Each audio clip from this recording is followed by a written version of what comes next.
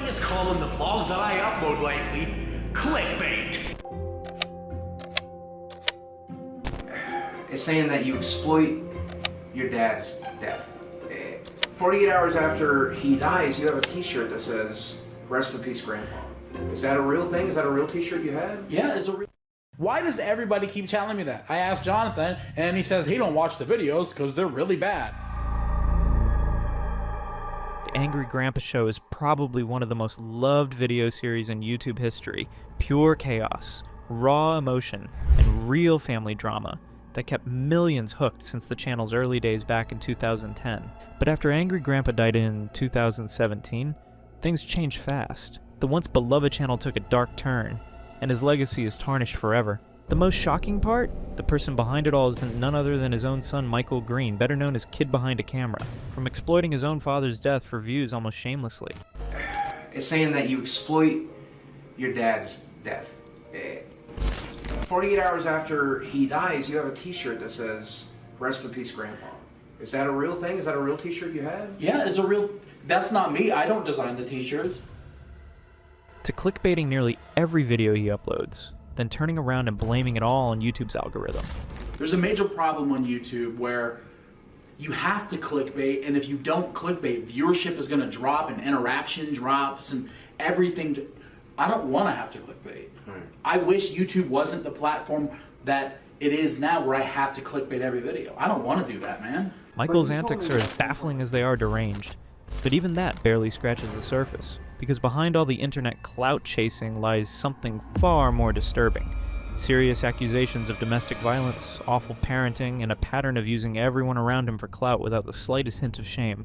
To give you some context, Michael is the youngest son of Charles Green, also known as Angry Grandpa. While their official YouTube journey began in June 2010, they had actually been making videos even earlier, posting a few clips back in 2007 on a site called Break.com, which was popular at the time for viral content. Not exactly over. That's funny. We posted it on the internet. You did what? Posted it on Break.com. It's this real popular website. So I get what, few hundred people see it? Actually, it was close to 600,000 people. What? Are you all fucking crazy? The videos quickly started gaining traction, and before long, Michael and Angry Grandpa were uploading regularly. Michael handled the filming, editing, and everything behind the scenes, which is exactly how he earned the name Kid Behind a Camera. What? We're flying to Philadelphia! Oh, hell no! That's hell no! No! And at first things were going smoothly, but it didn't take long for cracks to show, because even in those early days, Michael's unhinged side was already creeping in. On April 18th, 2015, they uploaded a video titled Angry Grandpa's Tattoo Meltdown. At first glance, it looked like the usual Angry Grandpa content, Michael pulling a prank to get one of his dad's signature outbursts. But this time, it went too far. Michael and his girlfriend Bridget tricked Angry Grandpa into getting a tattoo, one that was deliberately stupid and humiliating. And what did it say? We were all choosing each other's tattoos. He thinks he's getting a motorcycle. Not on my watch. You're getting a biohazard that says my ass stinks. That's right. And I want Tim to treat him like shit. He's definitely an old f***er. He's gonna treat it like one. Angry Grandpa originally went there expecting to get a motorcycle tattoo, something meaningful to him, since he was a huge fan of bikes. In fact, there are multiple old videos where he talks about how much he regrets never owning one. I freaking love that noise. I love them bikes, man. I love your bike, man. But Michael exploited his father's love for motorcycles to lure him into the tattoo shop, only to blindside him with that ridiculous design. And what makes it even worse is that these weren't fake or temporary tattoos. They were real. Angry Grandpa was stuck with them for the rest of his life unless he opted for laser removal, which, given his age and health, could have led to serious complications. Oh man, I think you just farted, bro. Oh, he did. Oh man. Check out my goddamn bike! So, as you'd expect, Angry Grandpa completely lost it after seeing what the tattoo actually said. He flew into a rage and started smashing things inside the shop, one of them being an electric guitar that happened to be right in front of him. What? My ass stinks!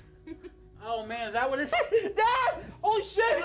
Stinks! He's on. You put on me, mother What do you mean my ass stink? He told What do me you to mean do my ass? it. He told me to do it. Shut up! Hey, dude! No, you gotta go! What do you mean? Man, you get your... As if Michael's stunt wasn't bad enough, Bridget made it even worse by yelling that angry grandpa should be the one to pay for the damage, which is just beyond comprehension, because not only was the whole thing Michael's fault, but anyone who knows AGP knows he had a short fuse and was known for breaking things when provoked. And in this case, he had every reason to be furious. Sorry, dude. Bridget, we need to give him 250. That's crazy, man. Your dad's man. I think your dad should replace it. Why should we do it? But Angry Grandpa wasn't the only one furious about this prank. The viewers were too. The comment section exploded with backlash, slamming Michael for pulling such a reckless stunt.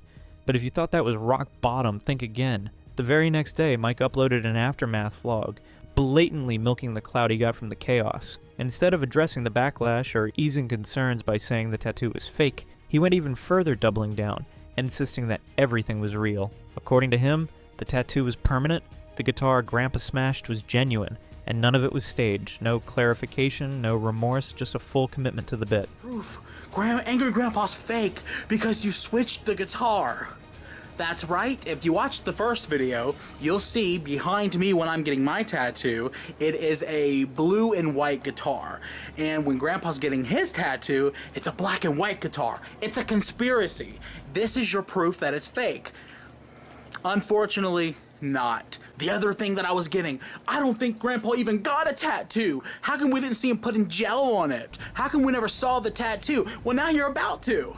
Because that's what the point of this is. A lot of people were getting mad at me because the video was so short, but I had to tell a story. And the story was just, he's in pain, tattoo, he's pissed off. And before we go further into the story, I need a small favor from you. I've started posting these deep dives on Spotify as well, so if you prefer listening instead of watching, or you just want to support me, make sure to follow me there. The link to my Spotify is in the description. And after this whole tattoo stunt, Grandpa straight up disowned Mike and ghosted him for months. Even when Michael tried to reach out, their conversations usually turned into arguments, a clear sign that Grandpa was genuinely hurt by what happened. This wasn't just a prank gone too far, it fractured their relationship in a way that couldn't be brushed off. You fucking hear me? I'm your goddamn daddy! Dude, it's not Shut the fuck up! Shut the fuck up! It's not gonna come out, dude! I'm gonna bust your goddamn fat ass! It's coming off one way or the motherfucking other! Get out! And this moment was just one of many early signs that Michael was willing to cross any line for views. It showed a level of desperation that would only become more obvious after Angry Grandpa's death on December 10th, 2017. Just 48 hours after his father passed, Michael launched merchandise under Angry Grandpa's name, profiting off the grief while fans were still mourning. It was shameless, exploitative, and deeply disturbing. Instead of honoring his father's legacy, Michael used it as a quick cash grab for clout and money. But some of the accusations, Michael, are like 48 hours after he dies, you have a t-shirt that says, "Rest in peace, Grandpa." Is that a real thing? Is that a real t-shirt you had? Yeah, it's a real...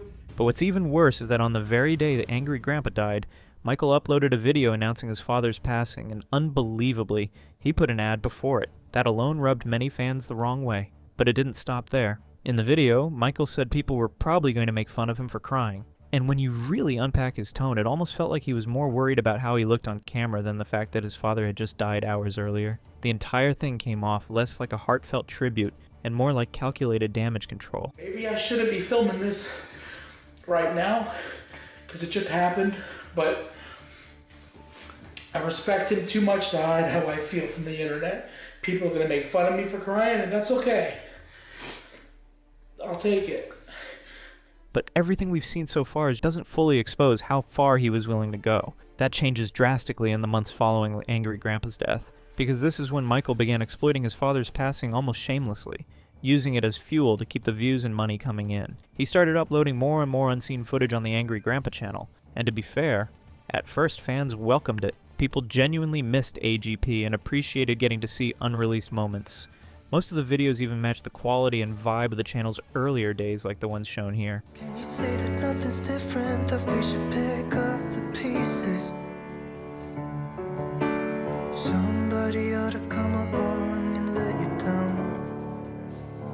If you still wanted to be loved, you should have never let me go. The problem is, Michael started using some of these videos in a misleading way, editing them to make it seem like Angry Grandpa had made the entire video himself. He'd throw in a clip of AGP at the beginning, then immediately cut to his own unrelated content, without ever clarifying that the footage of Grandpa was old. One clear example is when Michael used a clip of them cooking together, telling viewers to like the video if they wanted to see more, only to follow it up with completely unrelated footage that had nothing to do with Grandpa. It felt manipulative, like he was using AGP's image as bait just to boost engagement. What about cooking with Grandpa? Yeah. Do you guys want to see that? Let's put it up to them. Ask them if they want to see Cooking with Grandpa back. Yeah. Do you, for God's sakes, click like if you want more Cooking with Grandpa videos. Yeah. You made Sloppy Joe's. I haven't watched it yet, but they sounded good. They are good, damn it. You know, I'm trying to do a little promotion here. Look, here's the deal. If you guys want it, Cooking with Grandpa comes back next Thursday. Okay? What is he doing? I can't see his face. I don't even know. He's making weird faces. And it all came across as disingenuous because Michael was clearly using old clips of Angry Grandpa as a hook to reel viewers into videos that had nothing to do with him. In fact, this might explain why, to this day, some people in the comments still think Grandpa is alive or are only just finding out he passed, despite it being nearly a decade ago. But Michael's exploitation didn't stop there. It escalated. Just 3 weeks after his father's death, he uploaded a video on the Angry Grandpa channel about the Logan Paul controversy. And to make it worse, he framed it as what AGP would have said about the situation. I want to get this right off the bat. I like Logan Paul. I'm a fan of his work. I think he's entertaining. I think he's a good-looking guy. I think he's funny. He's got a great view. It wasn't just tone deaf, it was shameless. There was no legitimate reason to bring up Logan Paul at that moment, especially on a memorialized channel, unless the goal was to write a trending topic for a few thousand extra views and squeeze out a little more ad revenue. And for Michael, that seemed to be enough of a reason. Even after all these years now, Michael's still using Angry Grandpa's community tab to shamelessly plug his own videos, and longtime Angry Grandpa fans didn't take kindly to it. Under nearly every community post where Michael plugged his own videos, the comment section was filled with reactions like this. I have never seen someone make themselves and everyone around them so utterly insufferable. Everything went to when AGP died. Another person even saying, "You destroyed absolutely every shred of dignity, respect, and credibility you and your family built." But even after all the backlash and reality checks, Michael didn't stop. If anything, he doubled down. He began posting clickbait videos using AI-generated images of Angry Grandpa in the thumbnails, even when the content had nothing to do with him. One video, for example, was titled 16 Years Later, and featured Michael looking somber next to an AI image of Angry Grandpa. But the actual video? It was just about Michael and Bridget's 16-year anniversary. Nothing more. Viewers were so disappointed by Michael's antics that the entire comment section turned into a call-out fest. People weren't fooled. Every comment was slamming him for using his late father's image in such a manipulative way. It was clear they had enough of the clickbait and the disrespect. As if things weren't already unhinged, the clickbait only got worse from here. One of the most overused and recycled tactics on Michael's channel became the fake breakup storyline. If you scroll through his uploads, you'll see dozens upon dozens of videos with nearly identical titles claiming that he and Bridget were breaking up, or had already broken up. Spoiler, they never did. It got so ridiculous that in one of these so-called cheating videos, Michael literally said he would actually break up with Bridget for real if the video got enough likes. That's how far he was willing to go. To turn his relationship into a running joke, just for engagement. Bridget was cheating. Smack the like button if you want me to break up with her, and I mean actually, and if she went too far. And if you're unfortunate enough to watch one of these videos, it becomes crystal clear just how low effort and ridiculous they really are. The acting is laughably bad, the drama is forced, and the entire thing feels like a lazy attempt to bait clicks. It's not just fake. It's insulting to anyone still watching in good faith. What's going on, you guys? Kid behind the camera here, and I'm single. You don't have to worry about that whole Bridget West here thing anymore. No, yeah, guys, we're freaking single, and I'm thrilled. I am so thrilled. I'm so happy. Oh my god, who's my next boyfriend gonna be? Stop saying that. You're gonna make me mad. Are we gonna play Fortnite together? No, you're not. Are we? No, But even with all this, Michael still wrote in the comments saying this. First, this is not clickbait. We really are taking a break. I don't know what is about to happen, but I love you guys, and I'm so sorry that you have to see me at my worst like this. Shamelessly doubling down on his lies. And when you really think about it, it's obvious what he's doing. If viewers believe the video is real and not just another staged act, They're more likely to watch it all the way through, comment, and boost engagement. But it's clear as day. This is just another clickbait trap. And it doesn't stop there. Just like the fake breakup videos, Michael also loves to clickbait about being broke. In this video, Michael claims that he is going to sell his house because he is so broke. That's what they're saying we are. Give me the card, bro. No. I want to sell the house. This happens every year. You're not selling our house because this happens every year. We're gonna be broke, Bridget, okay? Michael, we're good. But the problem is, just a few minutes after Michael claimed they were broke, Bridget casually revealed that they're actually doing just fine financially. In fact, really good, which completely exposes the title for what it is. A flat-out lie. Yeah, you know, we're good. If YouTube doesn't fix it, we're still good. We're good. We have a lot of money. Loads of it. I don't want to talk about money. Nobody likes hearing about it. And it doesn't stop there. The video quickly shifts from the supposed financial struggles to them buying things that no genuinely broke person would even consider, let alone someone claiming they've hit rock bottom. The whole thing is just another manufactured crisis for clicks. Oh. If we can find the house in Trailwood, I promise you, we would own it. Immediately. I know. I'm telling you.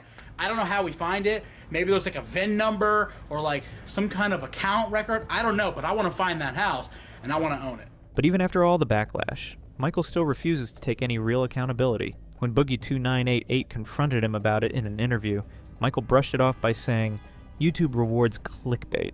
There's a major problem on YouTube where you have to clickbait, and if you don't clickbait, viewership is going to drop and interaction drops and everything.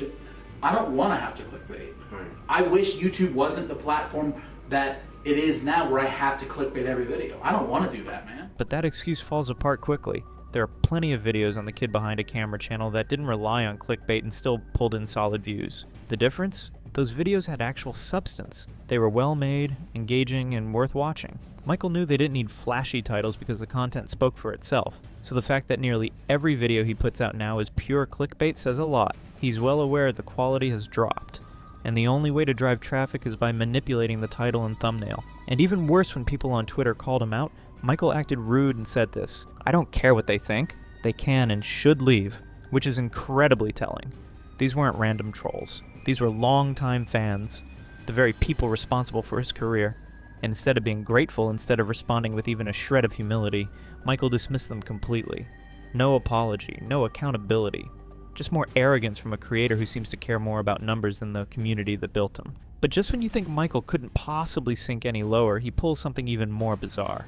In a video that left many fans stunned, Michael kissed another famous YouTuber, Boogie2988, on the lips right on camera for the whole world to see. Boogie2988 is one of YouTube's earliest success stories, a creator who blew up in the platform's early days. And he's been connected to Michael since as far back as 2011. Special little surprise for you. This is my good friend Michael, Kid Behind a Camera here on YouTube. You also may know him from the Angry Grandpa Show, which is how we got to know each other. Jeez, how long has that been, Michael? How long have we known each other? 4 I or think 5? 2011. 2000 when? 2011, right? Yeah.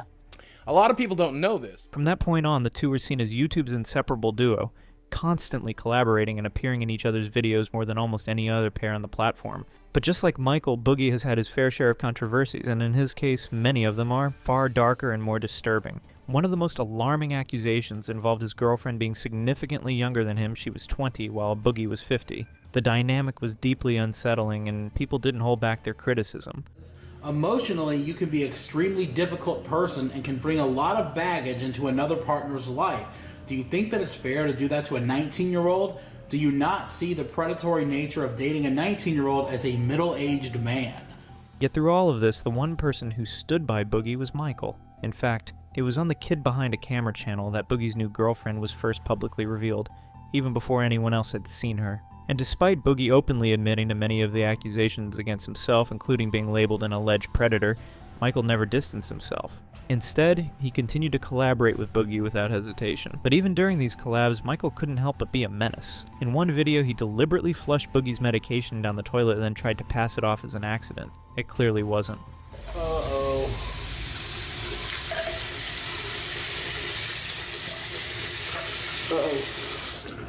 I was checking out Boogie's bathroom.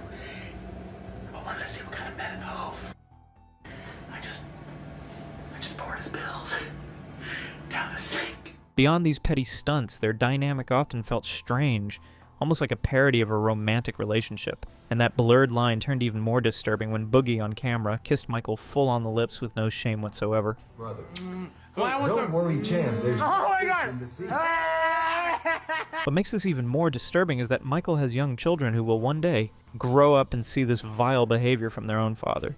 But instead of showing even a hint of embarrassment or regret, Michael did what he always does, he doubled down. Rather than brushing the kiss off as a lapse in judgment or acknowledging how wildly inappropriate it was, he uploaded a full video titled "I Cheated on Bridget," playing it off like some kind of bold, heroic confession.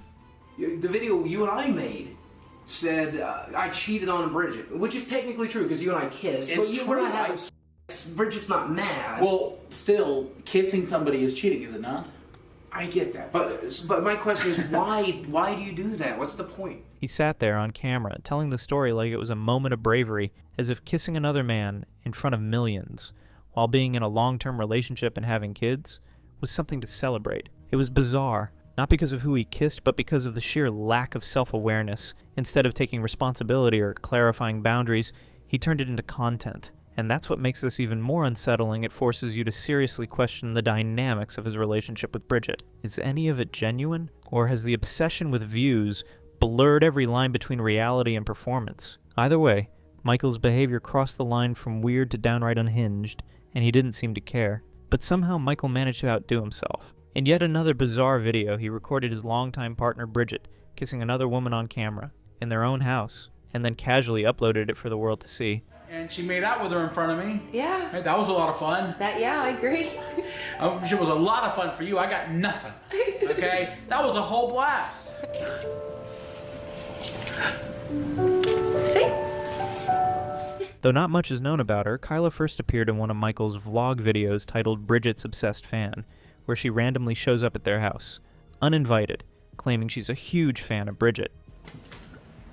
Hello? Hey, I'm really sorry about Hello? the mask thing. I thought it would be okay. I've been fully vaccinated since my birthday. It's been about 6 months now. Who are you? I'm sorry. We're not... Listen, we appreciate the support. I'm glad you're like a big fan of us and stuff. But like, I recognize this girl. Kyrie. Twitter! Kyrie. We follow her on Twitter. It's Kyrie. It's Kyla. Now I'm telling you this is the storyline of the vlog, but the truth is, the acting is painfully shallow, the setup is unbelievably dumb, and it becomes obvious almost instantly that Kyla already knew Michael and Bridget long before that video was ever filmed. But things got weirder from there. In the next round of videos, the storyline shifted into Kyla and Bridget secretly dating behind Michael's back. Again, it is a fake. But here's the real problem.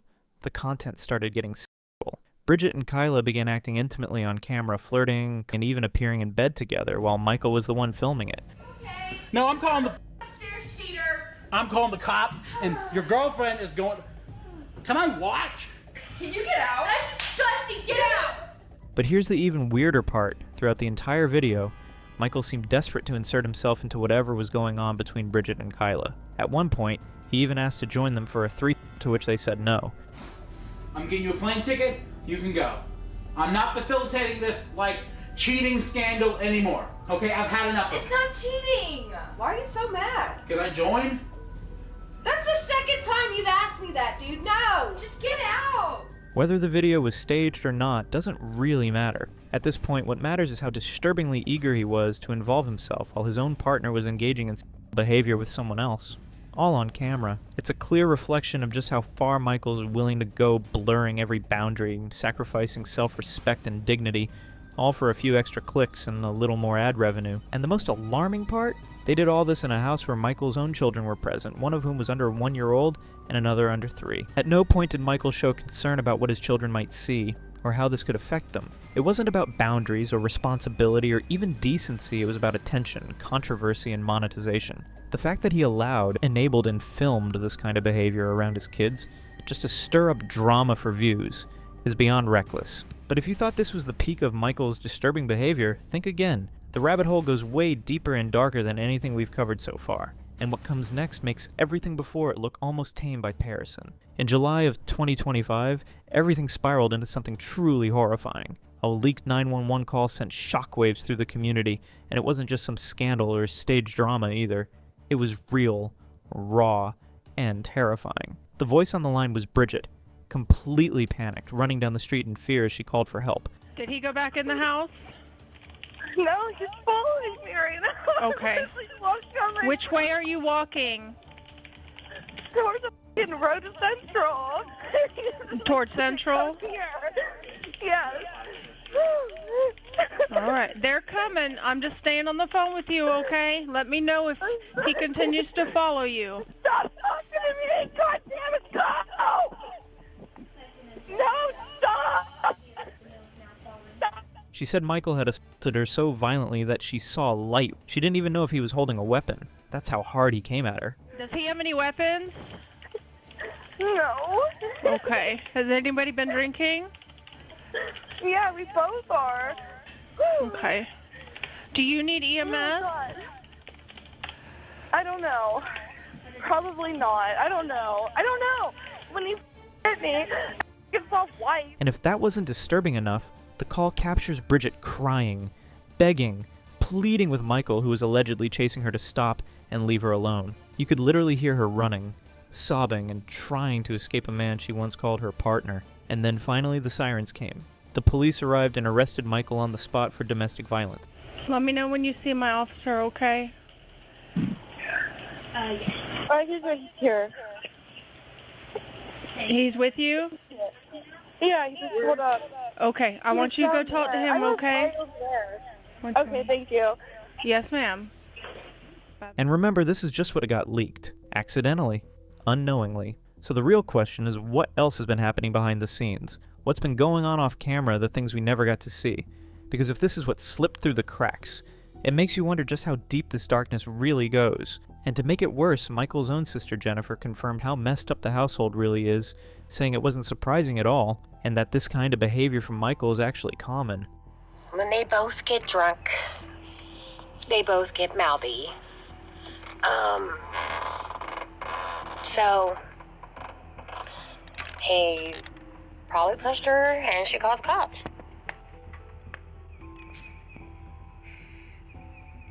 Like father, like son, huh? You turned into an like dad. Did I really say that out loud? I'm sorry, guys. Dad really was abusive. But as if things weren't already chaotic enough, the official police report from that day came out, and it mentioned the kids. They were in the house while Michael assaulted Bridget. That detail alone takes this to a whole new level of disturbing. Despite the clear evidence laid out in the police report, both Michael and Bridget kept trying to brush the incident off, giving conflicting explanations every time they spoke about it. Then their neighbor Tina, who's already notorious from the Angry Grandpa videos for stirring up drama, hopped on camera claiming the kids weren't even there, saying they were at Bridget's mom's house during the whole thing. I said, oh, she was screaming, she seen lights. No, she didn't. No, she did not. And her kids were with her mother. They weren't even home that night, you stupid f***s. That's one thing I can say about them. If they drink... But even without the police report, that claim falls apart fast. Bridget herself commented under a Twitter post admitting the kids were at home, just sleeping and didn't see anything, which frankly doesn't make sense. The entire narrative kept shifting and none of it added up. Naturally, this raised a lot of eyebrows, not just about the incident itself, but about their parenting as a whole. And honestly, this wasn't the first time people questioned if they were even remotely fit to raise kids. But it gets even worse. When fans asked Bridget about what really happened that night, instead of simply defending Michael, something you might expect from someone trying to protect their partner, she lashed out. She responded with, "This was 4 months ago, and honestly, if you are that concerned, do something about it. My kids were upstairs watching TV and going to bed for the night, but please go ahead and paint this accusatory weird picture. Absolutely nobody cares." That alone showed a complete lack of accountability, empathy, or concern, not just for herself, but for the people who genuinely cared about her well-being. And sadly, this wasn't the only time Michael was caught on camera being abusive. Michael has an old YouTube channel dating back to 2011, where he used to dress up and act like Michael Myers for comedy content. At first, he tried scaring adults, but when that didn't get him the attention he wanted, he pivoted to something far more disturbing, targeting kids instead. And not just any kids, his own nephews. All for shock value. But these weren't just playful Halloween jokes. The kids looked uncomfortable and distressed, running off while Michael chased after them in costume. It wasn't funny, it was dressed up as content. What's worse is that even after their mother, Michael's own sister, begged him to stop filming because the kids were crying every single day, He kept going. He doubled down, like he always does. And sure, maybe the kids thought it was fun at first, or maybe they even asked him to play along at one point. But there's a massive difference between lighthearted joking and leaving a child feeling overwhelmed or upset. And Michael clearly crossed a line. At one point, he used a Halloween prop to startle one of the boys. The child clearly believed the situation was real, and that moment wasn't just a bad joke. It was a disturbing glimpse into his abusive tendencies. This wasn't a one-time slip-up or some misunderstood prank either. It was part of a clear pattern, pushing boundaries, ignoring consent, and causing real fear, all for the sake of a few views. And honestly, this could explain why his sister Jennifer still sees Michael as an abusive person to this day. She's witnessed it firsthand on and off camera, but in a shocking twist, it seems this behavior might run deeper than just Michael. Because the truth is, Angry Grandpa wasn't exactly a saint before YouTube fame either. Behind the screaming and the viral meltdowns, there are clear signs that Charles Green, the man fans loved, had his own dark side, long before the cameras ever started rolling. Not exactly over. That's funny. We posted it on the internet. You did what? Posted it on break.com. It's this real popular website. So I get what? Few hundred people see it? Actually, there's close to 600,000 people. What? Are you all fucking crazy? Man, fuck this shit. Man, fuck yeah. No, shut up. Y'all, man, y'all make me look like an apple. Y'all make me look like an apple every time. You're tired of it, man. The neighbors even around here. In one particularly disturbing old video, Angry Grandpa is seen calling one of his own grandchildren a homophobic, claiming the kid is going to grow up to be a homosexual. A queer. He ain't queer. He ain't goddamn queer. And this isn't just uncomfortable, it's horrifying. Sure, a grandparent might have their own ideas about how to raise a child, and that's their right to an extent, as long as the actual parents are on board. But this crosses every possible line. There's no justification in the world for treating a toddler like that, no matter what your personal beliefs are. Speaking harshly to and putting a very young child in stressful situations, especially one far too young to even understand those kinds of topics, isn't just poor parenting. It's deeply harmful, plain and simple. But this toxic behavior didn't just stop there, it echoed throughout the entire family. And one of the most horrifying reflections of that legacy is Michael's older brother, Charlie, better known online as Charlie Chill. Charlie is his own rabbit hole, a walking cautionary tale so dark it could fill an entire documentary by itself. But even in the long list of Charlie's unhinged, destructive, and abusive behavior, there's one story that stands out as downright sickening. At one point, Charlie brought a group of his friends over to a house where Jennifer was staying, and instead of protecting his sister, he let his friends S.A. her. And if that wasn't evil enough, Charlie then joined in. That Charles and one of his friends forced themselves onto both of my sisters. Hey, I won't put this up, Jennifer, if you don't want me to. No one I'm so fucked up. Do you want me to put this up or not? Because I won't. Why would you do that, Charlie? I always looked up to you. You were my best friend. I'm sorry. There's a lot. There's no excuse, no context, no spin that can make this anything other than pure predatory abuse, and it leaves behind a chilling truth: this family has been plagued by generational violence, dysfunction, and deeply rooted trauma for years. In the end, Michael Green wasn't just the man behind the camera, he became the face of a legacy that unraveled in the worst possible way. What started as documenting chaos turned into creating it, and over time the thirst for views, drama, and control overshadowed everything else: family, boundaries, even basic decency. He blurred the line between reality and content so many times that eventually there was no line left at all. And while some still try to defend it as just entertainment, the damage speaks for itself. And the scariest part? This is just what he felt comfortable sharing online. Who really knows what has been going on behind the scenes all this time? YouTube has seen its fair share of controversial creators over the years. Some names have become almost legendary, not because of their success, but because of the scandals that followed them. One of those names is Logan Paul. Back in 2017, Logan uploaded a video filmed inside Japan's Aokigahara forest, a place known around the world for being associated with death. In that video, Logan and his friends discovered the of a man who unalived himself. Instead of immediately ending the recording, parts of the footage remained in the video that was later uploaded for millions of people to see. However, Logan Paul was far from the only creator whose career was shaken by controversy. Another name that constantly appears in conversations about YouTube scandals is Shane Dawson. For many years, Shane Dawson was considered one of the original kings of YouTube. However, as his popularity grew, so did old clips from earlier videos of him that included racist characters, extremely inappropriate jokes, and comments that many viewers found deeply disturbing. Stories like these are already shocking on their own, and they show just how quickly internet fame can collapse when a creator crosses the wrong line. But even these controversies, as messy and damaging as they were, still feel almost simple compared to the story we are about to explore. Because the creator at the center of this story did not just face one scandal or two scandals, but years of accusations that seemed to grow stranger and more disturbing every time his name appeared online. You guys just can't resist it, can you? There's no limitation to how evil you human beings can be. Former partners began speaking out about manipulation and emotional. Several young fans later claimed they had been, and a pattern of deeply uncomfortable relationships started to emerge across multiple years of internet history. Hi. Get the camera off of me, I swear to God.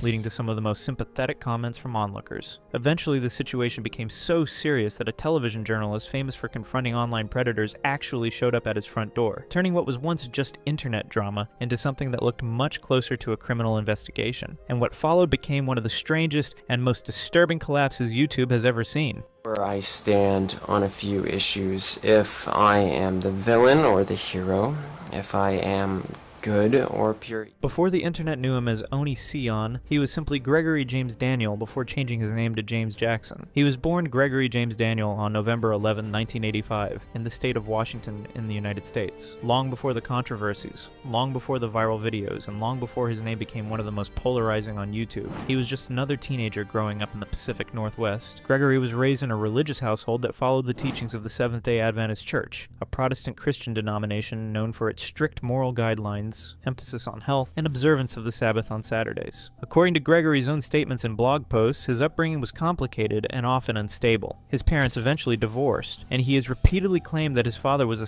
predator, an accusation he referenced in several videos over the years while discussing his childhood, like in a 2014 YouTube video titled Facts About Onision. These claims have been presented as part of the explanation for some of the anger and distrust he expressed towards authority figures and relationships later in life. As he moved through his teenage years, Gregory began developing interests that would later shape his online persona. He was drawn to music and creative expression, experimenting with songwriting and digital editing. At the same time, he became fascinated with web design and the early culture of the internet, which in the early 2000s was rapidly becoming a space where young creators could publish their ideas, videos, and opinions without needing traditional media platforms. Message boards, personal websites, and early social media communities were beginning to form the foundation of what would later become modern internet culture, and Gregory spent a lot of time exploring that world. In the late 1990s, when most teenagers were still figuring out how to use a computer, he was already building his own corners of the web. At around 14 years old, he created a personal website called The Cries of the Crypt. The site was one of his earliest attempts to share ideas and interact with people online, something he would continue doing for most of his life. On this website, Gregory used the online alias Otacon, a name inspired by the character from the video game Metal Gear Solid. Like many early internet users, he adopted the name as part of an online identity that was separate from his real life. It allowed him to present himself the way he wanted, and build a small community around the things he believed in. Around this same period, Gregory began developing something much bigger than a website. He started creating his own belief system, something he called Sicheska. This was not just a collection of opinions or personal philosophies. He presented it as a structured explanation for how the world works, an attempt to answer questions about existence, morality, and the purpose of human life. According to writings connected to the ideology, Sicheska was meant to explain reality in a deeper way than traditional belief systems. It framed itself as a path toward understanding the true nature of the universe, something Gregory believed many people simply were not capable of comprehending. In other words, the system positioned itself as knowledge that only certain individuals could fully grasp. The ideology also contained its own terminology and rules, with written explanations about how people should behave and how society should function. In many ways, it resembled the structure of a small personal religion, complete with ideas about truth, purpose, and what Gregory believed humanity should strive toward. What makes this detail even stranger is how early it began. Records tied to the ideology suggest that the foundation of Sicheska dates all the way back to 1997, meaning Gregory would have been only around 12 years old when he first started writing about it. Over time, he continued expanding the system, refining its language, and presenting presenting it as something serious rather than just a teenage thought experiment. On forums he created, he would introduce Sucheska during debates, sometimes pretending to be just another follower who admired the belief system, and other times openly presenting himself as its creator. Despite these efforts, archived discussions suggest that most people on those forums showed little interest in the idea. Around 2005, Gregory also began sharing personal emails on his website that he believed contained important advice or insights. In one of those emails, written to a woman named Margaret, he attempted to persuade her to follow Sucheska, even describing his own personality traits in ways that he suggested made him almost godlike. In the letter, he calls himself a sociopath, a monster, and a god, amongst other things. While he was building these online identities and philosophies, Gregory was also navigating the normal parts of growing up. During high school, he met a girl named Skydan, someone who would eventually become one of the most important people in his early life. Their relationship would go on to play a major role in the years that followed, long before the internet would ever come to know Gregory Daniel as Omniscient. As Gregory moved into adulthood, his life took a very different direction from the strange online communities he had been building.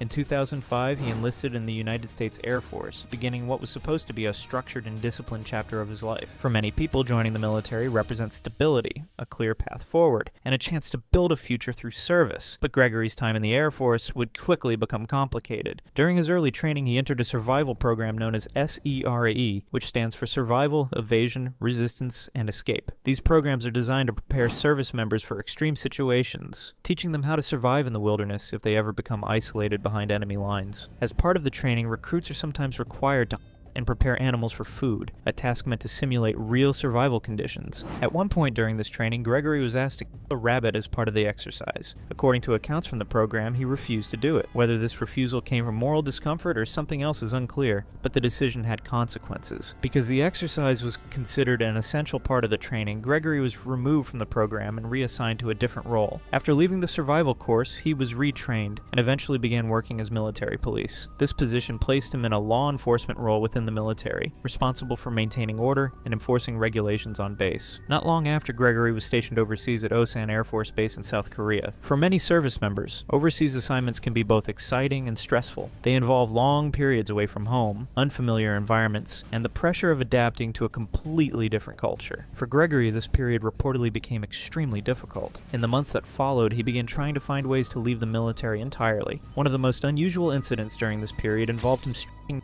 inside his supervisor's office. The act was interpreted as an attempt to force his removal from service, and the event led to disciplinary action within the Air Force. As a result, Gregory was punished and demoted. Eventually, after a series of conflicts and behavioral issues, he was discharged from the military under the status of a conscientious objector, bringing his Air Force career to an abrupt end. With his military chapter closed, Gregory returned to something that had always been familiar to him, the internet. When YouTube launched in 2005, it quickly became clear that the platform offered something far bigger than a personal website. It allowed anyone to upload videos and instantly reach people around the world. Gregory recognized the opportunity early, and soon after the platform began growing, he moved his content there. That decision would eventually change everything. The platform had only just begun to grow, and the idea of becoming famous through online videos was still new. In 2006, Gregory created his own YouTube channel, stepping into what would later become one of the largest entertainment platforms in the world. At the time, the environment on YouTube was very different from what it is today. There were no professional studios, no massive production budgets, and very few rules about what kind of content people could upload. Most creators were simply individuals recording themselves in their bedrooms, experimenting with comedy, music, or commentary. Gregory fit perfectly into this early wave of creators.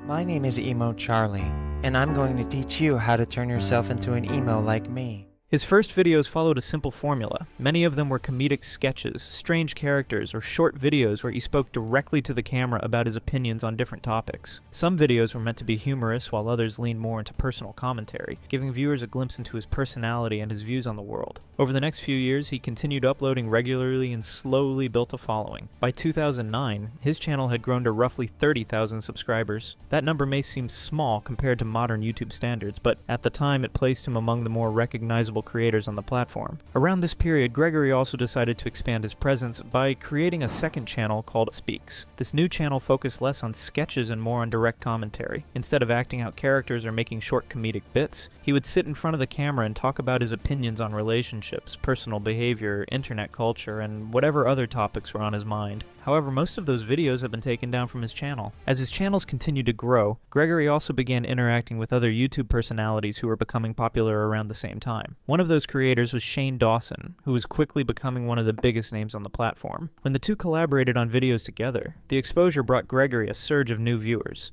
Dared, and everyone pointed at me to kiss him, so I jumped up like a trooper and I walked over there and I said, "It's okay, Shane. It's okay." Within just 1 month of collaborating, his subscriber count jumped by roughly 70,000 people. The boost was enormous for the time, pushed his audience to around 120,000 subscribers by the beginning of 2010. By that point, Gregory was no longer just another small YouTuber. He had become a recognizable figure on the platform, someone who could upload content and expect tens of thousands of people to watch it. But his biggest moment was still ahead, and it would come from a video that no one could have predicted would explode across the entire internet. Everything changed with a video that was never meant to be anything serious. At some point in 2009, Gregory uploaded a short, strange clip called Banana Song. Guys! What, Greg? I'm a banana! You're a what? I'm a banana! What happened to your clothes? I'm a banana! I'm a banana! I'm a banana! The video was simple, almost absurd. Almost immediately, the video exploded. Within a short period of time, the video had gained millions of views. Eventually, it would climb to around 95 million views, making it one of the most recognizable viral videos of that era and his most popular video to date. Popularity of the video pushed Gregory's name far beyond YouTube. At one point, the clip was even featured on the television show Tosh.0, a program that often highlighted strange or funny videos from the internet. Every video that's ever been sent to us has been awful. This week's submission, like every week, we found. It comes to us from Onision. That appearance introduced the video to an even wider audience and pushed Gregory further into the spotlight. With that sudden burst of attention, Gregory's online presence began to grow rapidly. More people discovered his other videos, and many of them stayed to see what he would upload next. The viral success of the banana video turned him from a small YouTuber into someone who was suddenly pulling in massive amounts of attention. Over time, the views across all of these channels began adding up quickly. Combined, his videos eventually accumulated more than 350 million views, turning him into one of the most visible personalities in early YouTube culture. But as his popularity increased, so did the controversy surrounding his content. One of the earliest examples came from a series of videos where Gregory repeatedly mocked a young woman who was suffering from a severe eating disorder. Instead of addressing the situation with sympathy, the videos treated the subject as material for criticism and ridicule. Over time, he made more than 20 videos discussing and mocking her appearance, something that many viewers later described as deeply uncomfortable. Around the same period, Gregory also began producing another type of content that would later receive heavy criticism. In these videos, fans would send him pictures of themselves, and he would rate their physical appearance on camera. The concept was presented as a kind of honest evaluation, but the way it was delivered often crossed uncomfortable lines. Some participants in these videos were reportedly underage, which made the situation even more concerning to people looking back at it later. Despite this, many of his fans at the time did not see the videos as a problem. Instead, they viewed Gregory as someone who was simply being brutally honest. His harsh comments and blunt opinions were interpreted as authenticity rather than cruelty, and that perception helped protect his reputation during those early years. For a long time, the audience he had built continued to support him, even as the tone of his content slowly began to shift in ways that would later become much harder to ignore. In 2012, one of the first major controversies surrounding Onision began to attract serious attention online. You see, at the time, his channel was already growing quickly, and he had built a reputation for posting videos where he spoke very bluntly about relationships, morality, and personal behavior. Many of these videos were presented as advice or social commentary, but the way he delivered those opinions often sparked intense reactions from viewers. That year, Onision uploaded a video in which he discussed his views on sexual assault and relationships. During the video, he suggested that women who had many partners could not truly be victims of rape. The video is too inappropriate to share here, but the controversy quickly reached one of the biggest gatherings of online creators at the time, VidCon. VidCon had become a major convention where YouTubers and their audiences could meet, collaborate, and participate in panels about the growing online video industry. However, after the backlash surrounding the video, the organizers decided that Onision would no longer be welcome at the event. As a result, he was banned from attending VidCon, marking one of the earliest public consequences tied to his online behavior. Instead of calming the situation, Onision responded by uploading several now deleted follow-up videos defending his original statements and criticizing the people who were calling him out. This response only fueled more criticism and pushed the controversy further into the spotlight. His personal life was also changing in ways that would later become a major part of his story. While he was still building his online audience, he began communicating with a young Canadian singer named Shiloh. At the time, Shiloh was already known in certain music circles. She had gained attention and online for her emotional songs and had begun building a following of her own. Their first contact reportedly began through email. Shiloh had discovered Gregory's videos online and reached out to him, and the two quickly began talking more frequently. At the time of their first conversations, Shiloh was reportedly only 16 years old, while Gregory was already in his 20s. Despite that age difference, their communication continued to grow more intense. Before long, their conversations moved beyond simple emails. They began speaking on Skype, and according to accounts from that time, these calls were not short or occasional. They sometimes lasted for hours, with the two talking for most of the day. In some cases, they reportedly spent as much as 10 hours at a time on video calls together, developing a connection that became a major part of their daily lives. While this relationship was developing, Gregory's marriage to his first wife, Skyton, was beginning to fall apart. Eventually, the marriage ended in divorce. The timing of that separation overlapped with the growing communication between Gregory and Shiloh, and it marked the beginning of a new chapter in his personal life. Not long after the divorce, Gregory arranged to meet Shiloh in person. The meeting took place in Pennsylvania, a location that later raised questions because, according to statements that surfaced later, the choice of that particular state was influenced by its age of consent laws, something that made the situation even more controversial when people began looking back at it. After meeting Gregory, Shiloh eventually left Canada and moved closer to him. In doing so, she also stepped away from parts of her life that had previously defined her career. She distanced herself from her management team and from some of the people who had helped support her music. Over time, her presence in the music industry began to fade, and the career that had once been gaining attention started to slow down significantly. But what made this relationship especially disturbing to many people was not just the circumstances of how it began, but the way certain moments from that period were handled publicly. During one argument between the two, Shiloh reportedly suffered a seizure. Instead of immediately calling for medical help, Gregory began recording the situation on video. The footage showed Shiloh in a confused and disoriented state, struggling to understand what was happening around her. Rather than remaining private, the video was eventually uploaded online for viewers to see. The reaction to the video was mixed at the time. Some found it deeply uncomfortable and alleged he didn't call an ambulance at all. The situation continued to escalate. After another conflict between the two, Gregory contacted the police and reported that Shiloh was threatening to harm herself. The report led to authorities intervening, and Shiloh was eventually admitted to a mental health facility. That intervention created an opportunity for her to reach out to her family, and not long afterwards she returned to Canada, ending the relationship and putting distance between herself and Gregory. As criticism from parts of the YouTube community slowly began to grow, Gregory's personal life continued to move forward in new directions. Not long after his relationship with Shiloh came to an end, another relationship entered the picture, one that would eventually become central to many of the controversies that followed. Gregory later began a relationship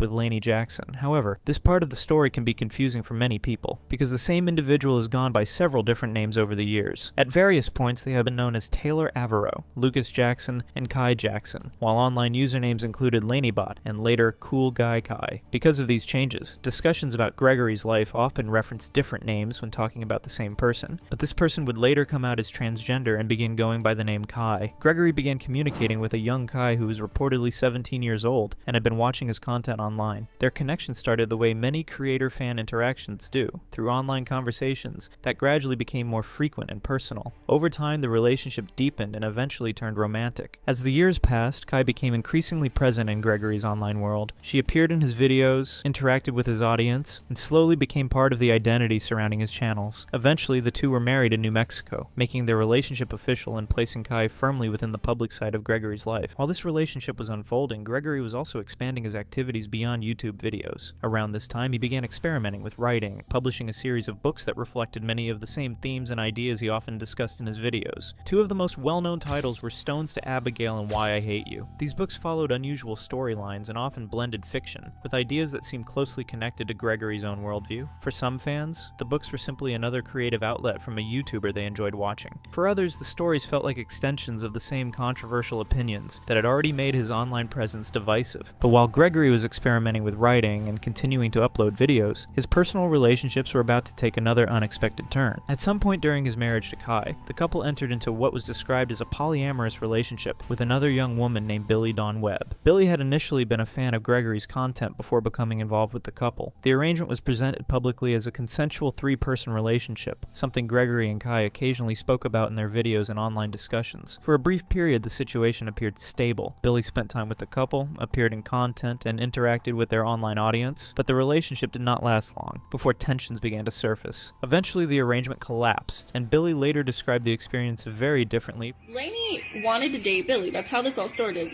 Lainey messaged Billy on Twitter asking if she was interested in girls and how old she was and if she wanted to come see her. And that's how the whole thing started, because Lainey was interested in Billy, and then... According to her accounts, the relationship involved situations that she felt were humiliating and controlling. Among the claims she made were allegations that Gregory had demanded she do things such as shave her head, or even get tattoos as part of conflicts between them. And by this point, a pattern was becoming harder to ignore. The relationships, the conflicts, the accusations, they were all starting to stack on top of one another, forming a history that many were only beginning to fully examine. His relationships often seemed to follow the same strange path. They began online, usually with fans who admired his work, then gradually moved closer to his personal life. One of the most widely discussed examples of this pattern involved another young fan named Sarah Spear. Just like countless others, Sarah first encountered Gregory's content when she was still very young. She began watching his videos at around 12 years old, at a time when his channels were still attracting large audiences of teenagers and young viewers. Like many fans, she followed his uploads closely and became familiar with both him and Kai through their online presence. Not long after, she began interacting with them directly online. By the time she was 13 years old, she was already communicating with Gregory and Kai through social media and private messages. At first, the conversations appeared friendly and casual, the kind of interactions that sometimes happen between online creators and their fans. But according to Sarah's later statements, the tone of those conversations gradually began to change. Over time, she claimed the discussions became increasingly inappropriate. Messages reportedly began including jokes and comments that crossed personal boundaries, and at one point she alleged that Kai sent explicit images during these exchanges. These interactions continued over the course of several years, building a connection between Sarah and the couple that would eventually become much more complicated. During the same period, Sarah's personal life at home was becoming difficult. According to her account, she was struggling with problems in her family environment and was looking for a way to leave that situation. Gregory and Kai eventually offered her a place to stay with them. What made the situation even more unusual was how it happened. Sarah's mother reportedly agreed to the arrangement and signed documents granting power of attorney to Kai, effectively allowing Sarah to move into their home. With that legal authority in place, Sarah relocated and began living with Gregory and Kai. At the time, the arrangement was presented publicly as an act of kindness, a situation where a struggling teenager had been given a place to stay by people she trusted. But the reality behind the scenes, according to Sarah's later statements, was far more complicated. As rumors and speculation about their relationship began circulating online, Gregory reportedly asked Sarah to appear in a video defending him. In the video, she denied that anything inappropriate had happened between them.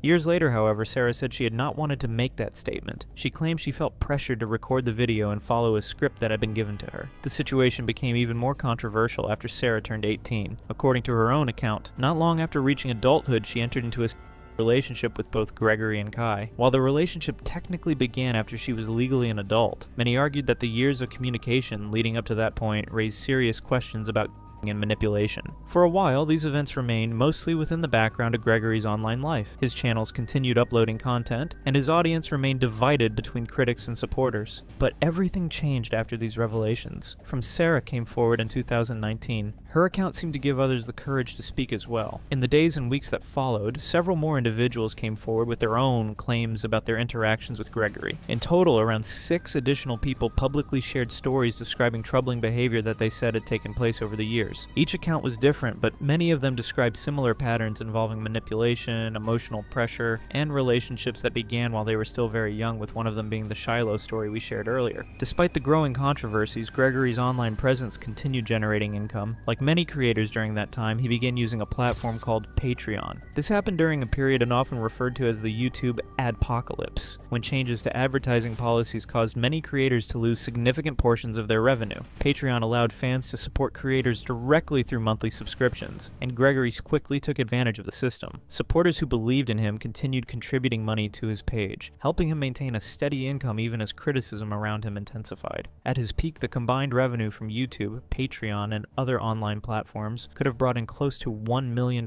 per year. For someone who had started as a teenager building strange websites on the early internet, the success was enormous. But the controversies were no longer limited to his relationships or online behavior. Even outside the digital world, problems were beginning to appear. At one point, reports began circulating that he owed a significant amount of money to the Internal Revenue Service, the agency responsible for collecting federal taxes in the United States. While the exact figures were not always clear, the situation suggested that his financial life was becoming increasingly complicated at the same time that his public reputation was collapsing. But the situation was about to attract attention from someone far outside the YouTube world. Around this time, well-known investigative journalist Chris Hansen began looking into the growing number of accusations surrounding Gregory, and his involvement immediately brought far more attention to the situation. These interviews allowed the alleged victims to explain their experiences in long, detailed conversations, and the footage quickly began circulating online. For many viewers who had never paid close attention to the earlier controversies, this was the first time they were hearing the full scope of the allegations. As the investigation continued, Hansen decided to attempt something even more direct. At one point, he traveled to Gregory's home hoping to confront him in person and ask questions about the accusations that had been made. The moment was tense. Hansen approached the house and attempted to initiate a conversation, expecting that Gregory might respond or agree to speak on camera. But the encounter did not unfold the way many people expected. Instead of coming outside to address the questions, Gregory contacted the police and reported that someone was harassing him at his home.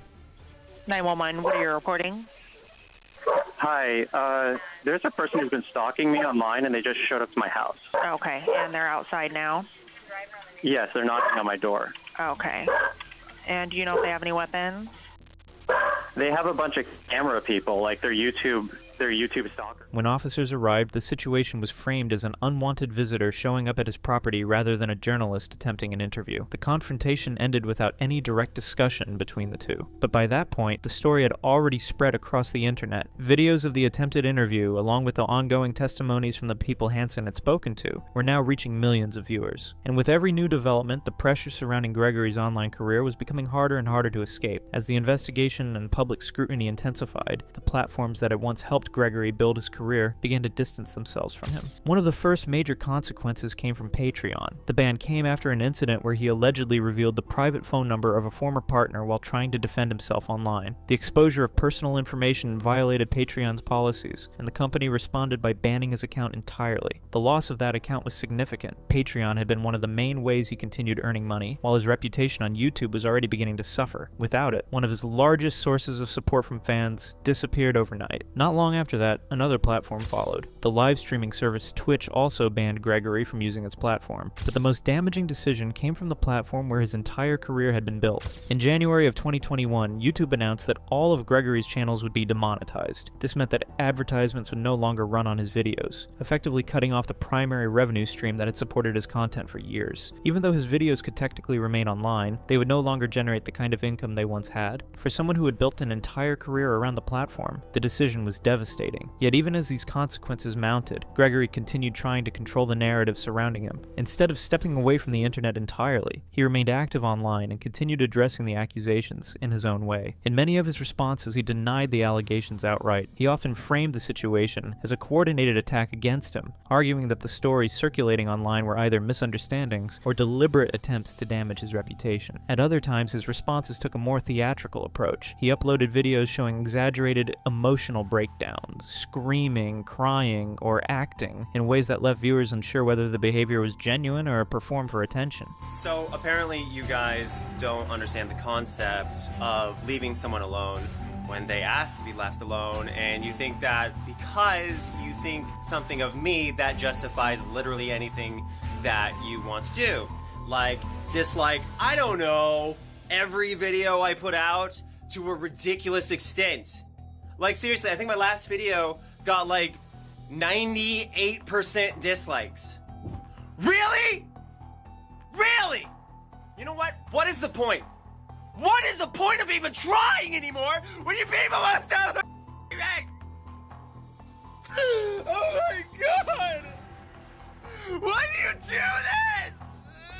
These videos spread quickly across the internet, often becoming memes or viral clips themselves. At the same time, he also took action against people who criticized him on YouTube. Numerous commentary creators reported receiving copyright claims on videos where they discussed his behavior. These claims often resulted in the videos being temporarily removed or losing the ability to generate revenue. Some individuals even reported receiving threats of legal action simply for discussing Gregory's behavior in their videos. Whether those lawsuits would ever actually happen was unclear, but the possibility alone was enough to intimidate some creators. Despite all these efforts to defend himself and push back against critics, the situation around Gregory had already reached a point where controlling the narrative was becoming almost impossible. Over time, he became widely known as one of the most disliked personalities in YouTube's history. Due to all this, around 2022, his online activity slowed down significantly, and for a while it seemed as though he had finally stepped away from the platforms that had once defined his life, but that absence did not last long. In November 2023, Gregory returned with a new project. He released a self-produced documentary where he attempted to defend himself against the accusations that had followed him for years. Rather than apologizing or retreating quietly, the documentary suggested that he still believed he had been misunderstood, and that much of the criticism surrounding him had been exaggerated or unfair. Not long after that return, Gregory began experimenting with a new platform that had grown massively while he was away from the spotlight. He started posting content on TikTok, creating accounts under names such as Onision.com and Onision Speaks. But the comeback did not unfold the way he may have expected. His TikTok accounts gathered only a small number of followers, reaching only a few thousand people. Compared to the millions of viewers he once had on YouTube, the difference is enormous. The content he uploaded also felt strangely out of place on the modern internet. At the same time, the legal situation surrounding Gregory had not disappeared. Sarah Spear, the woman whose story had helped bring widespread attention to the allegations against him, eventually filed a lawsuit connected to the events she described. Outside of social media platforms, Gregory also continued operating his own websites. Two of the main ones were Onision.com and another site known as Only.r. These websites served as spaces where he could post content without relying on the platforms that had already distanced themselves from him. Gregory also used these websites as a place to continue publishing his creative work. Through them, he released writing projects, including books and comics, as well as personal blog posts where he spoke directly to readers. Even after losing much of the audience that once made him famous, he still seemed determined to keep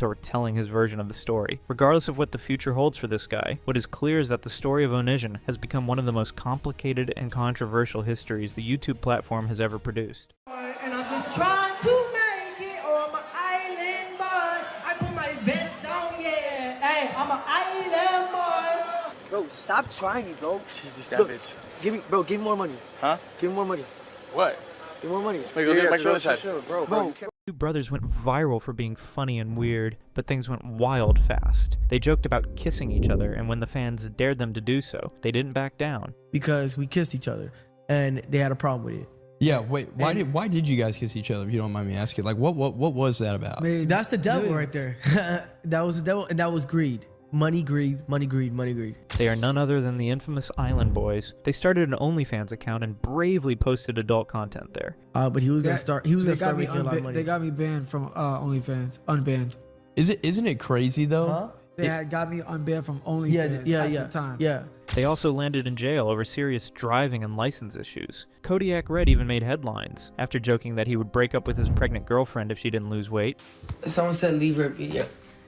Guys, I have to break up with Kayla. I have no other choice.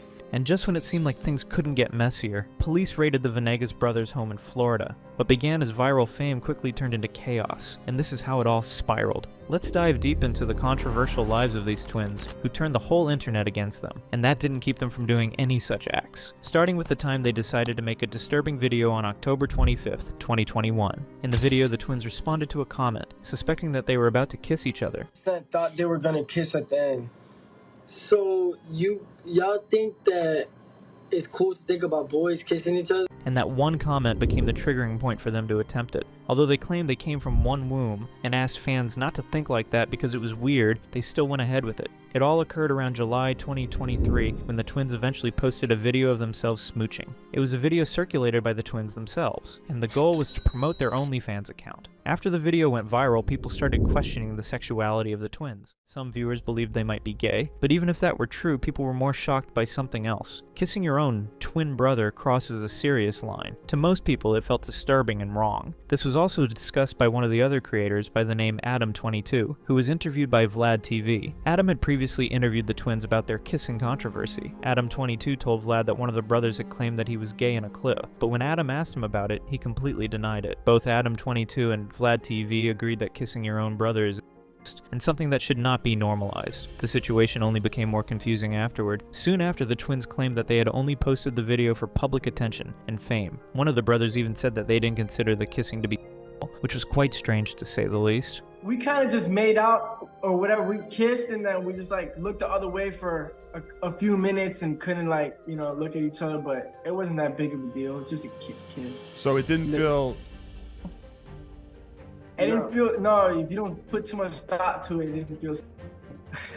Okay. What shocked people the most was when one of the brothers hinted that this was not the first time they had done something like that. That comment made viewers wonder if this behavior had been happening for a long time or if there were similar videos in the past. And that's exactly why the backlash became so intense. These weren't random individuals on the internet. They were already public figures with millions watching them. They are named Alex and Frankie Venegas, also known as Fly Soldier and Kodiak Red, and were born on July 16th, 2001. Island boy, but I'm an island boy.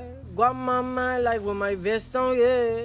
I'm an island boy. I'ma keep it with my Teflon on. Put it down with a set X on. They ain't seen it when I'm flexing now. I'm trying to... They are American twins collectively known as the Island Boys. Their unique look also played a big role in their popularity. Kodiak Red has a bird tattoo on his forehead, while Fly Sulya has the number 17 tattooed between his eyebrows. They have a page on Instagram under Fly Sulya, which has around 1.2 million followers to this day, while on TikTok, they have their combined account by the same name, having 7.8 million followers and 193 million likes. Even when they rose to fame quickly, there was a lot of controversy surrounding these twins, which would eventually tear apart their reputation. They eventually became famous on TikTok in October 2021 with their song I Am an Island Boy, and were quickly able to gather millions of followers both on TikTok and Instagram. In the song, they talked about the island they were from in a freestyle rap. Cause I'm an island boy, and I've been trying to make. Oh, I'm an island boy. I'm a just island boy. But this wasn't everything. The Island Boys knew how to connect with their audience more deeply, so they later came up with a Spanish version of that video to show their multilingual talent connecting with Spanish people. The video was also posted on their YouTube channel under the name Big Bag and the title Fly Soldier, I'm an Island Boy, featuring Kodiak Red official music video. It gathered around 25 million views to this day, with 264,000 likes and over 60,000 comments. Hey, just been me and my brother, yeah. I've been really out here snapping. This sound of fashion. I ain't just bragging. Oh, shit. Who's calling you? Who's calling you? Abuela. Where are you? In the island. Coño! Why? Why are you so mad? Abuela, I don't want to come home. However, not all of that attention was positive. In fact, many of the comments were negative. A large number of viewers called the video a waste of time. We going straight back to the womb with this one. Ah, got it. They were palm trees in their previous life, and now they reincarnated to Island Boys. It's worth noting that they had already created their YouTube channel back in 2020 to post music. The very first video was posted in the same year under the title Red 4X My Time. And the last video posted on the channel was a song about Fly Soldier and his girlfriend, Kayla Thala. Kayla Thala herself is a Florida-based influencer and a hip-hop artist. She has over 455,000 followers on Instagram, where she posts her photos and reels to show off her lavish life. She also has a TikTok account with a massive 3.6 million followers and 111 million likes. On top of that, Kayla and Fly made a joint YouTube account under Fly Eye and Kayla World, which started with Kayla's music video postings and then transitioned towards Kayla's updates about her relationship with Fly. They also announced their baby's arrival on the same YouTube channel. This was followed by a video on Fly's proposal to Kayla posted on February 17th, 2025. The video gained 36,000 views, and people seem to be appreciating the couple. Alright, y'all. Hey, listen. I'm gonna be proposing to my beautiful wife. I got her ring right here. I told her to get ready. This is gonna be on YouTube. So if you're checking this on YouTube, make sure y'all subscribe. Man, it's crazy how much growth I have been through, man.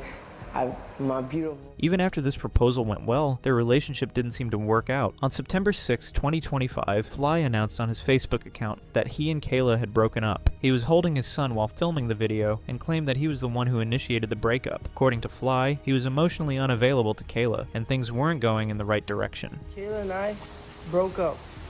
You heard me clear. So, we decided to go our separate ways. I'm the one that initiated the breakup. I'll be honest, I did things that I shouldn't have done. That's one. Number two, I'm emotionally unavailable. We've been with each other for 3 years, and I can't continue.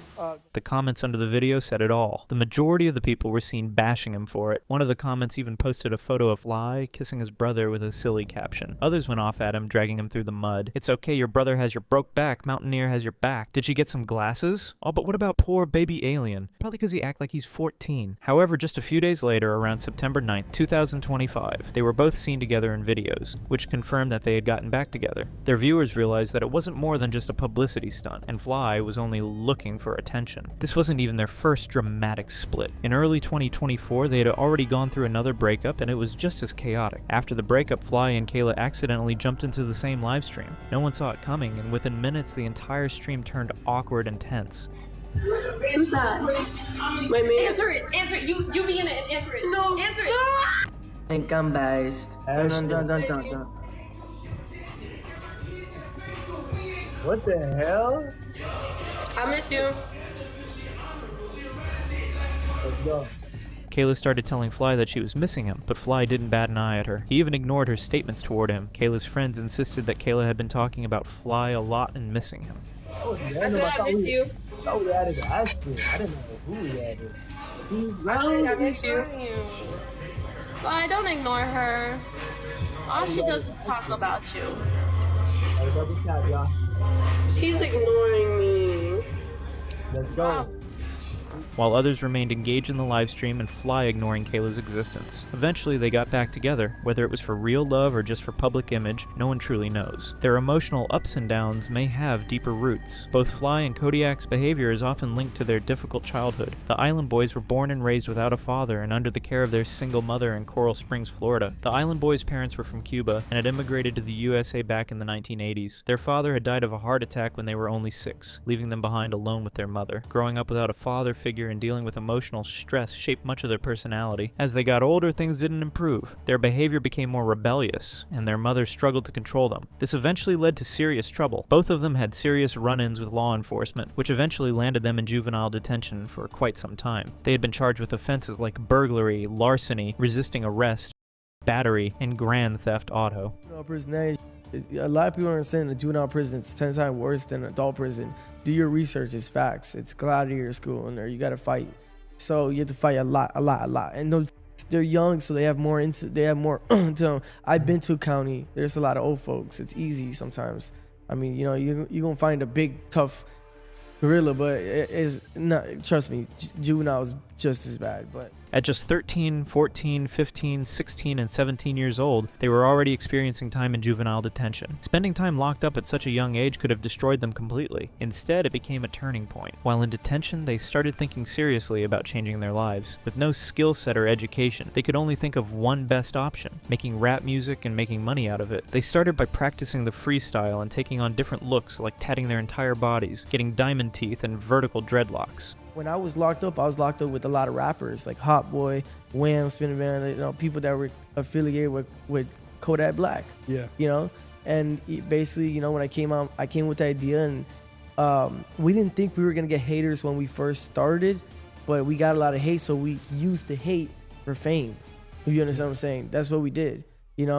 And it worked in our favor. So this completely changed their getup as they braced for their rap music business. But just when they were preparing to seriously step into the music industry, things at home fell apart. Their mother eventually kicked them out of the house. With nowhere to go, they became homeless. Looking for help, they reached out to a friend named Ethan, hoping to stay with him for a while. However, their stay couldn't last any longer. Just after 2 days, they were kicked out again. The reason was serious. They had allegedly stolen an Xbox and some checks from another person living in the house. But it didn't end with just the twins getting kicked out. The guys who were living there actually involved the police in the entire situation. They filed a complaint against the brothers and even shared the whole description to identify them. When law enforcement reviewed the description, one of the brothers was immediately recognized. He had already been arrested before for stealing from an elderly woman. That prior record made the situation even worse. When the officers opened up the twins' social media accounts, they quickly came across major evidence. The twins were seen flexing cash in their hands alongside the checks. When they zoomed in on the checks, they noticed a name written on them, Ethan. That detail connected connected everything. Soon after, the twins were arrested and charged with identity theft. Then after some time, they connected with someone else by the name Chico and moved into his house. With Chico, the twins started falsely repping a set, more of a blood gang called SMM, a violent set of blood street gang. This means that the brothers were actually trying to get famous by falsely linking themselves with a gang. Chico was reportedly the person who helped them get jobs to fend for themselves. He got Fly Soldier to work at a vape shop, while Kodiak worked at a hood shop near the community. He helped us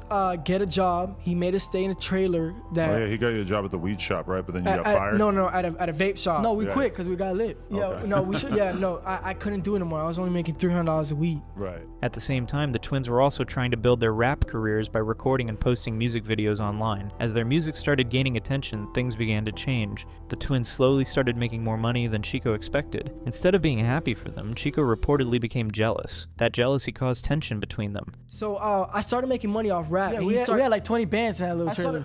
I started making money while I was rapping and stuff like that. Well, and he had 20 bands. I had 20 bands. And and he started peeping that. You feel me? Chico was also made a manager who looked after the twins' finances after they got famous, but it didn't last long. Due to their increased arguments and Chico's jealousy, the twins had to separate ways from Chico and denounce him from the position of manager, and it was mainly due to the involvement of the gang members. Later, during an interview with Adam 22, the twins said they really did have connections with gang members when they were falsely repping a set. Whether that was true or not, no one could be sure, but their claims started causing problems. Were you going around saying you were gang members before you were formally, like, actually accepted by the gang? Are there people who feel like you were false claiming what they're a part of? What's it called? A lot of people think that that we false claim, but a lot of Bloods always fucked with us and stuff like that. Kodiak said Chico tried to set him up. Chico allegedly told him to go to a barbershop, but he later claimed that the shop was full of gang members who were planning to attack him. But according to Kodiak, they didn't look like gang members, just simple men who were hired to scare the twins. He set me up into like going to a barbershop full of Bloods, trying to get me jumped because he said the Bloods were they were threatening him. I don't know if they were really Bloods. They were just a bunch of grown men, like 12 deep in the barbershop. Since the brothers were already making a fortune out of the viral video, Chico wanted them to give him his share. He wanted to open a store and asked the brothers for an investment, but the twins turned him down, and it didn't go well. Chico in turn ended up kidnapping Kodiak Red, which fueled things even more. Soldier, the other brother, even got into a video call with Chico and 2 other people, which took things to the next level. Chico was seen going off the rails, insulting the twin, and calling him a clown because he wasn't a gangster. You a clown. You ain't no gangster though. Show me your necktie. You're not a gangster. I don't care about you got that. because of You're me. not a gangster. You got that You're a necktie because of me. blood. You like a. You're a wannabe blood. Soldier, in return, equally dragged him through the mud, flexing the dollar bills in front of him. Chico had also recorded himself sitting in the car with Kodiak Red, mocking him. From the look of it, it seemed to be from the time he had kidnapped him. In the video clip, Chico is also seen asking Kodiak why he hadn't cleared his dues. Kodiak, in response, said he wasn't rich. There were other longer videos as well, in which Kodiak was seen arguing with Chico as they moved places in a car. You owe me a lot of money. Why you haven't paid me? For real. I want to know. I want you to tell me why you haven't paid me, bro. I'm not rich here, dog. No, but you take care of some fucking. You could have taken care of me. I've done more for her than you. Then, in the same interview, Kodiak confirmed that he wasn't kidnapped. He just got into his car to arrive somewhere, where he was met with other grown men to frighten him. Kodiak confirmed he was set up by Chico, because Chico's family was getting threats from gangsters. Get in the car. Yeah, he said get in the truck. What's it called? We're gonna go do something. I said okay, yeah, we're gonna go do something. Cause I know when people are crazy. You feel me? I don't want my girl into it. So I know when people are crazy, I don't want him to go inside the house or anything like that. So I got in the truck with him. And when I got in the truck with him, he put like, I guess because he had a 2-door truck, like one of them Silverados, he had put like a lock to it or whatever. And then I'm like trying to get out to it, but it's whatever. So he took me to a barbershop. They were like 12 deep, full of men. And then what's it called? Talking about that they're threatening his family, that they know where he lives at, and that I need to give my address out. Oh wow. And it didn't take long for the whole situation to die down quickly. It happened after Chico got arrested and stayed in a lockup for quite some time. Soon after, they also hired a new manager named Dovey Besner, or Poker the Jew, who was a former poker player turned entertainment manager. Although a huge number of managers had reached out to them for collaboration, they chose to work with Besner. They got him enrolled by late 2021, with Besner not realizing that it would be a huge mistake. Hey, y'all go share the live. Y'all go share the live. Share the live, Please man. evict the twins. I can't evict them at the moment because I got paperwork and they paying rent. and they paying over the price for rent. My mortgage is only $8,000.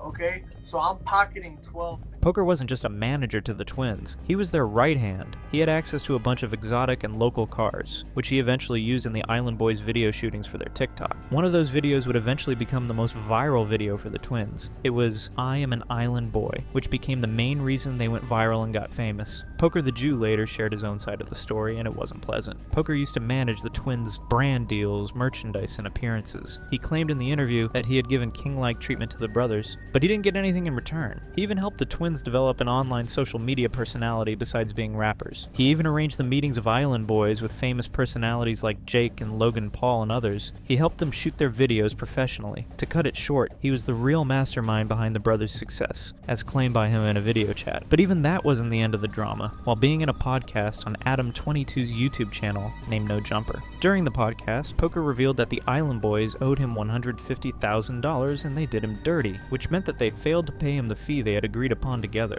They did Poker dirty. Crazy, yeah. They did you dirty? How? Yeah, they owe me about like $150,000. From what? Your percentage of the Cameo money? Yeah. Is that the only money they're bringing in? Mostly, maybe a little bit on TikTok, but I mean, it's pretty much run dry at this point. Right. While all this was happening behind the scenes, their fame was growing online. On one hand, the viral moment brought them money and attention. On the other hand, it also made them a target. Island boy, I'm just trying to make it. Oh, I'm an island boy. Hey, I'm a just island boy. I'm a just island boy. I'm a just island boy. I'm a just Many creators and TikTok users started making parody videos, copying their style and making fun of them. Others simply reacted to their clips and mocked them, calling them low-level rappers. Their viral song clip, "I Am an Island Boy," wasn't only criticized by the general public, but it was dragged through the mud by famous personalities like Snoop Dogg and Kevin Hart as well. Both Snoop and Kevin laughed uncontrollably at the clip. Instead of slowing down, the attention only increased. Hey, send it with the gang slang. You ain't Gang, they got to use that word. I'm speechless. Two in the pool. You know why I'm not speechless? Why? Because I'm an island.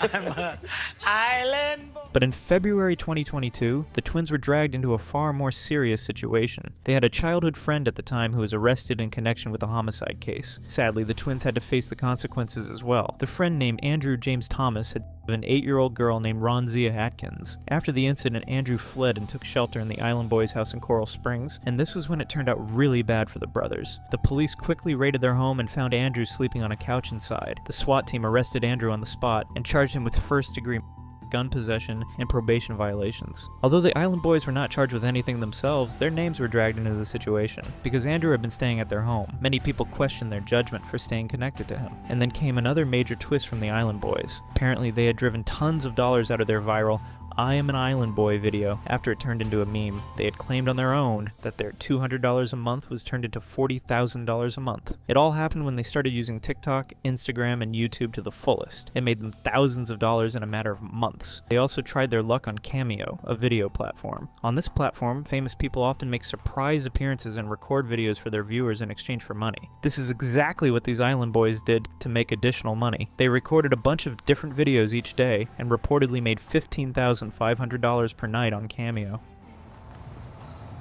Bro, what's wrong, bro? Bro, did you hear that you get the Island Boys booking on Cameo on the first link in our bio? No way. Yeah, you can get us right now on the link in the bio. You can book us. You can request a booking from the Island Boys. You get a freestyle with your family, any celebration or whoever you want for your friends or whoever with your freestyle with your name in it. What? So besides getting earnings from Cameo videos, the brothers also earned a big deal of money from their OnlyFans account. They were able to rack up hundreds of thousands of dollars in a matter of months. Both Fly Soldier and Kodiak Red had quickly gained thousands of followers, which must have been paying them tens of thousands of dollars. Their earnings had gone up to the point that they ended up spending the money on lavish things endlessly. For example, both brothers bought $60,000 worth of diamond grills.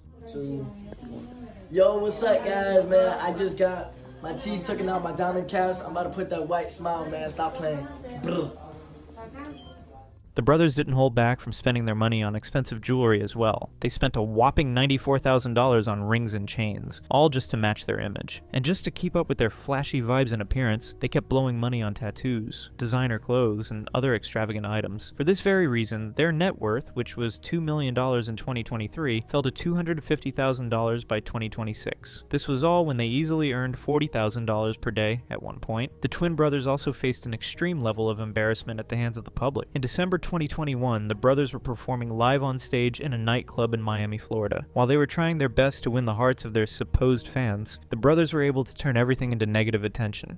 And I'm just trying to make it, or I'm an island boy. I put my vest down, yeah. Hey, I'm an island boy. I'm an island boy. I'm gonna keep it like it's all I want. Videos from the night showed the audience booing and asking them to leave the stage. The clip quickly spread across social media. Many viewers believed the performance didn't go well, but the twins denied being booed. They suggested the videos might have had audio problems or been misunderstood, so the brothers insisted that they weren't really mocked by the fans. But what they have actually been doing online could convince anyone that they were truly made fun of. They went above and beyond to earn viewership and a name on social media. The brothers even got into fake fights. Friday, we're gonna fight. It's gonna be a real fight. And you know, it's not beef. You know, at the end of the day, we just gonna handle it. I'm still gonna fight you, 100%. You know, that's what it is. That's what May 16th for, is to fight. Then there was another twist in the Island Boys story. Other than Poker and Chico, the brothers also welcomed another person into their lives, a slightly more popular one. But this one also left them alone with disappointment. Don't get rid of Baby Lowe's. Let me tell you something. This is my brother. I'll never get rid of Baby Lowe's. I love him. I swear to God, I love him. Love you too, gang. Thank you.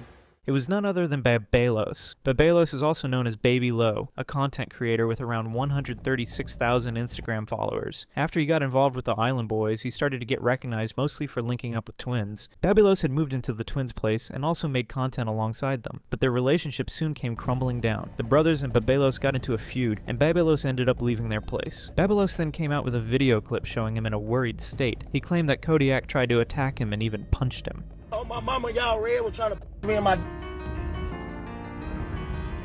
God can right now if I'm lying. Another controversial figure later entered their circle, VM. VM is the type of man who made headlines in crime stories and documentaries. He was even discussed in a video on a YouTube channel, Famous Criminals. He is mostly known for his part in controversial stuff like flirting with transsexual teenagers, exposing his own dirty laundry, and even sending out threats to people around him. When he got connected with the Island Boys, VM started getting even more spotlight. After getting involved with the twins, VM also got the new name, The Fifth Island Boy. He made an appearance on the No Jumper podcast and shared his full experience working with Island Boys. According to him, he already knew about the Island Boys long before they had thousands of followers. The first draft pick. Well, I knew them personally beforehand. That's why I knew them before. Okay. I knew them before Baby Lowe's, which is the fourth Island Boy. I pretty much saw these clowns when they had like 3,000 followers. VM first saw the Island Boys in late 2019 when the brothers used to argue with strangers online to earn fame. In other videos, they would just straight up yell at strangers for no reason. They were going IG live, fighting with people. That was their first stage of virality before people really kind of knew who they were. VM instantly thought about investing his time, efforts, and money into the brothers, hoping it would lead them somewhere. But that didn't happen. At the time, VM had no place to stay, and he was basically homeless. The Island Boys offered him to stay with them at their Florida's mansion. It's uninhabitable. You can't even live here. Like, they're pissed off at me. Wow. And then I'm just going through it. I'm in Airbnbs, and then they're like, bro, you know what? Come live with us. We have a mansion. We have this. Come live with us. So I pull up, you know? In return, he flew them out to different places, rented out Airbnbs, and even got them luxury cars on rent. VM got to know about Fly's dream of visiting Hawaii, and he offered the brothers to come along to Hawaii with him. At first, their Hawaii trip seemed to be perfect, but it soon turned chaotic when the fans started circling the brothers. Initially, they cheered the brothers on, appreciated them, and asked for photographs. It's gonna be that way. We thought it was gonna be a good time, Adam. Promise you. And everything's good at first, but yeah, great at first. Pictures, Island Boys all across the airports when we get there, Waikiki, everybody's lit, and yeah, man, the trolls. However, the same kids who asked for photographs returned and started trolling the brothers. The twins and VM were riding on the bicycles. One of them even asked for Kodiak's watch and then mocked it for being a cheaper product. Things went out of control when VM said he would have to put in work for the watch in response. Troll kids who already got photos, and they're just, oh, the Island Boys are here, we're scootering. And one of the kids makes a comment on Red's watch, and he's like, let me have that watch. And Red's like, what? And he's like, oh, no, that $15 watch. And then he's like, hey, homie, some shit. And then I was like, hey, bro, you got to put in some work for that watch. VM got attacked by the same people and even had his necklace pulled from the back. The trolls were going wild around them. VM then complained in the interview that while he was being attacked by trolls, the brothers didn't bother to check on him. They didn't even try to intervene and save him from the attackers. Fly Soldier instead rode around the people, screaming, no fighting, guys, no fighting. VM recalled that while he was being jumped, everyone just looked from behind. Pretty much, I'm just like fighting this dude, kneeing him, dropping him on the ground. And then you could see Fly on a scooter going, no fighting, guys, no fighting.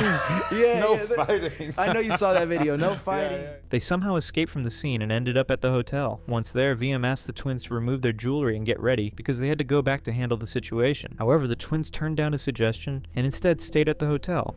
We run to the hotel, and I'm like, take you guys' jewelry off. Take it off because we're going to go fight. And they're like, no.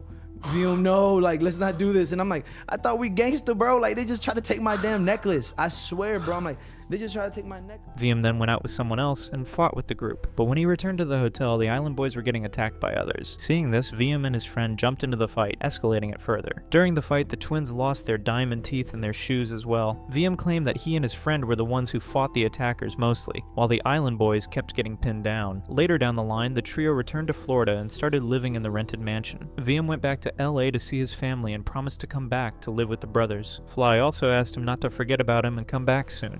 And by the way, I want to clear this up. I didn't get kicked out the island or the house. I left because I had things to do. You know what I'm saying? Like, them boys are 21, I'm 26. I have a whole life too, you know what I'm saying? So for a few months, things seemed to go in the right direction, but it all took a turn for the worse. While VM was in LA, he received a call from the Island Boys, who told him straight up not return to the mansion. They didn't give him any explanation and said they just weren't allowed to come back. Knowing this, VM lost his cool and became angry at the brothers. He even went online and degraded them, claiming that he confronted the brothers at their mansion. The twins, however, later claimed that they were just testing him for his loyalty to them and to see if he would defame them in public. VM, on the other hand, claiming that he wasn't there to play games, and he actually felt disrespected when they banned him from the mansion. And this one situation marked the ending of VM's friendship with the Island Boys. I show love, loyalty, and I always end up getting betrayed. Like, about the whole situation with them, I feel betrayed. I feel like I stuck my neck out there for them. I was out there stepping for them, and they didn't show me no type of love, no type of like, so. He also claimed he had financially supported them at one point. According to VM, after he showed that he had around $40,000 available, one of the brothers began asking him for money, and eventually kept pushing for more. A clip even circulated online that appeared to show one of the twins asking for financial help, which added to the criticism they were already facing. Feature that we did, he started begging me for money, like a sugar daddy or something like that. And I just wasn't really feeling it, so we fell off. There's videos of him begging me for money. It's like viral. How much money are we talking? I think I was showing him like 40K or something. And like he was that. begging because he was needed some of it. Yeah, and I feel that's something we like have bump about in the house. But the controversies didn't stop there. The Island Boys' weird behavior didn't stay with their male friends only. It extended way further. It all happened on August 11, 2024, when Kodiak Red ended up in a bad situation. During a live stream on Kick, several people were gathered in a kitchen in what looked like a gender reveal party with the twins, when an argument broke out between Kodiak Red and a woman. That argument turned violent when Kodiak ended up smacking the woman in the face. The whole situation grew even more tense when the woman's brother stepped in and tried to attack Kodiak, but was immediately tackled by people and security around them. And when Fly entered the kitchen, the woman's brother shouted that his brother had come at him and also hit his sister. Right after this incident, the stream ended, and Kick banned both brothers from the platform for an unknown amount of time. Just a year back in 2023, the Island Boys had gotten the taste of their own medicine. It was during the time that many content creators had gathered around a famous creator, Jack Doherty's house, for some collaboration. Just like any other creator or friend, Jack came into the Island Boys' lives to make content together. Just as they became friends, they started hanging out and making a lot of videos together. But it didn't stay the same forever. Their friendship took an embarrassing turn when the Island Boys frequently got into arguments with Jack. Hold on, the guy, hey, guys, check this out. The guy that's the CEO, he pays your bills. That's why you have it branded all over your fucking house. You have his merch. You don't even have your own merch. You're a fucking sellout. I own part of the company. I own part of the company. Sorry, appreciate the money I made off you guys. It's cool. Yep, you guys worked for me. In one widely shared clip, the twins were seen arguing with him and then resorted to hitting Jack and his girlfriend. In one instance, the brothers kicked Jack's girlfriend in the head. Then the twins faced a highly embarrassing situation at Jack's property. The Island Boys were there with Jack Doherty, Fuzi, N3On, and streamer Convy. While being in the stream, the Island Boys got into an argument with the creator Neon, and it escalated to the point that Convy ended up smacking one of the brothers in the face. This was followed by Convy running outside with the Island Boys and others running behind them. Oh my God! Go! Hey, chill! Not long after that incident, they faced another controversy, this time on Impulsive, hosted by Logan Paul. At the beginning, the podcast seemed to be going well. The conversation was calm and everything felt normal, but things slowly shifted. Boys, The brothers claimed that they were able to achieve things that others couldn't. For example, how they had become the only ones with Johnny Dang permanent teeth in the entire Palm Beach County. They made it seem like it was a big achievement. They might take that one. Something like that. I think if Right after this, a co-host at the podcast suggested that they could sell their jewelry and invest in something, so that they wouldn't go broke. Although the host had advised in a light-hearted and genuine way, the brothers didn't take it well. Conversations between them kept going towards the wild side, and the brothers eventually stood up to leave. But instead of leaving the set, they kept arguing with the host while standing away from them. This wasn't the end of the embarrassment phase for the brothers. After attending Logan Paul's podcast, the twins decided to make an entry to Jake Paul versus Tyron Woodley fight, and that didn't turn out well for them either. Although they had arrived there with full confidence, the audience there did everything in their power to waver that confidence. As soon as they arrived there, the audience started booing them, calling them names, and even making threats. To cut it short, they made it clear that no one there supported the twins.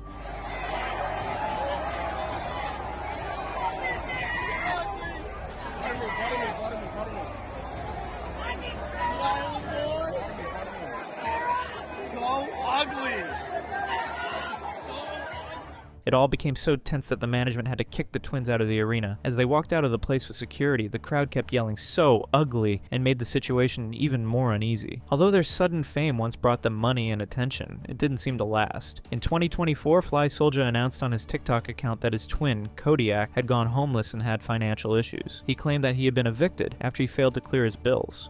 He's getting evicted. He hasn't paid a bill. Even his mom would tell me before. And listen, that's another problem on why you don't use. Go on. Even Jenny would tell me before we weren't cool and we would talk like every other day. She would say that Frankie's not paying his bills because of this and because of that.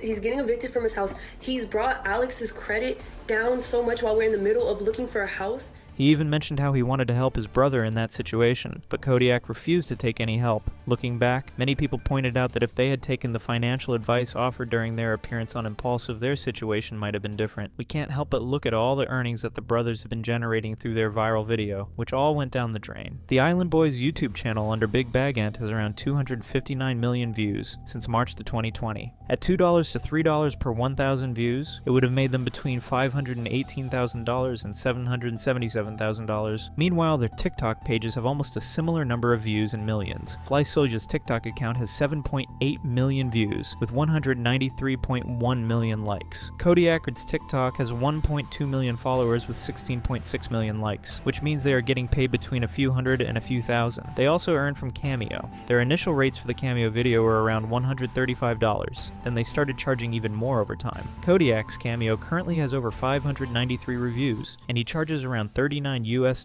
per video. This means he has earned roughly $23,000, while their joint Cameo account has 1,600 reviews, and according to their initial rates, they would have earned around $320,000. If we keep all the earnings together, they are estimated to have been made between $900,000 and $1.3 million total. And by this, both the brothers might have earned something between $450,000 and $650,000, and instead of putting all this money into investment, the brothers confidently burned it all on useless things. One of the brothers spent around $30,000 on just tattoos alone. How much did you spend on all your tattoos? I spent around like 30K, and I'm only 20. I'm turning 21 on July 16th, so yeah, I got tatted pretty fast, man. According to a financial YouTuber, Graham Stephan, the brothers have thrown $150,000 on diamond teeth, $25,000 on a watch, and more thousands on chains and bracelets. For example, $10,000 worth of diamond earrings, $5,000 worth of necklace, $2,500 of Louis Vuitton backpack, and another $3,000 plus on their designer clothes. While jewelry does seem to be a good investment, it always loses its value when resold. Then there were expensive rented properties which took almost half of their earnings. They had rented a $1.6 million house in Coral Springs, Florida. The same type of houses have rents of about $111,000 per year, and now their financial situation has declined so much that they have resorted to begging for money online. There have been instances when they actually asked for money from Jack Doherty and others as well. According to the twins, they have made other people famous, and now was the time for a return, which they wanted in a check form. Bro, stop trying me, bro. Jesus, Look, give me more money. Huh? Give me more money. What? Give me more money. Wait, go to the side. Bro, you can't be doing this shit.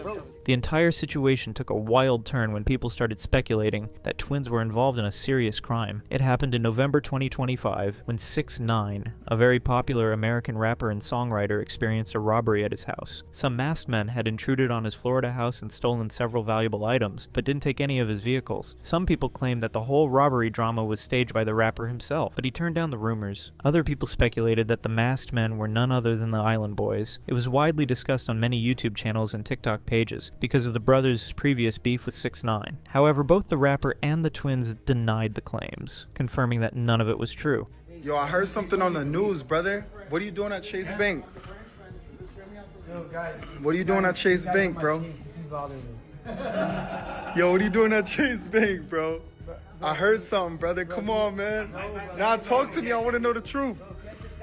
In recent times, Fly Soldier, who is already a dad of a toddler, is now focusing on his personal life, pulling away from the controversies and chaos. He had also proposed to his girlfriend Kayla Thala recently, and due to his brother's Kodiak Red's controversies, Fly has decided to limit his connection with him. Although he still tries to help his brother, their communication has now strained. On the other hand, Kodiak Red has been arrested on the 2026 New Year's evening for drug paraphernalia possession in Naples, Florida. He was arrested during a traffic stop after the officer found fentanyl on his credit card in a straw. Police also found additional fentanyl stored in a plastic bag. This arrest was made, while Kodiak was already out on a bond for February the 2025 arrest. This February 2025 arrest happened in the same way. He was pulled over for a traffic stop in Naples, and the police found oxycodone pills in a plastic bag. But this wasn't all. Kodiak was also carrying a gun with its serial number removed and painted blue. He was charged with possession of a controlled substance without a prescription, and possessions of an altered firearm. Kodiak is currently confined to jail for these charges, and in his second arrest.